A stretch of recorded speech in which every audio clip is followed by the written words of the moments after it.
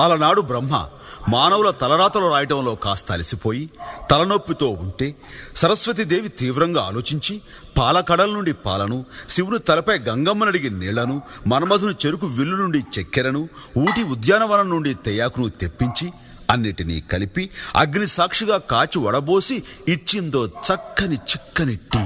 అది తాగిన బ్రహ్మ ఆనాటి నుండి ఈనాటి దాకా రెస్టు లేకుండా సృష్టి కొనసాగిస్తూనే ఉన్నాడు. అంత మహత్తున ఈ టీకి మరో పేరే చాయ్ మేరా భాయ్. ఈ చాయ్ చరిత్రను నోరారా చెబుతా, నోరూరేలా వినుకోవోయ్. ఆహా. ఆ